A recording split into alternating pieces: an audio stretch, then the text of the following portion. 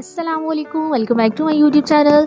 Viewers, Umar Shahzad और शानज़े की बारात की पहली चंद ऑफिशियल वीडियोस आपके साथ शेयर करेंगे। उससे पहले आप सबसे रिक्वेस्ट है वीडियो को लाइक और हमारे चैनल अनाया खान को लाजमी सब्सक्राइब करें। व्यूअर्स, आपको बताते चलें कि मदीना में निकाह करके सबसे प्यार समेटने वाले एक्टर उमर शहजाद ने अपनी शादी के तमाम फंक्शंस एक से बढ़कर एक किए हैं। शादी पर हिरा खान, यशमा गिल और दूसरे काफ़ी एक्ट्रेसेस को भी बुलाया गया। शादी बहुत ही डिसेंट तरीके से की गई है। बारात की तमाम वीडियोस इस वक्त आपकी स्क्रीन पर मौजूद हैं। उमर और शानज़े बारात पर भी ट्यूनिंग करते हुए नज़र आ रहे हैं। शानज़े बहुत ही डिसेंट और खुश भी लग रही है। सबसे बढ़कर ये कि दूल्हे और दुल्हन की एंट्री बहुत ही शानदार है।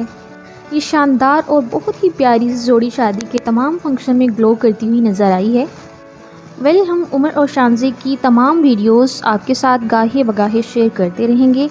और आपको उमर शानज़े की बारात लुक कैसी लगी कमेंट सेक्शन में ज़रूर बताइएगा।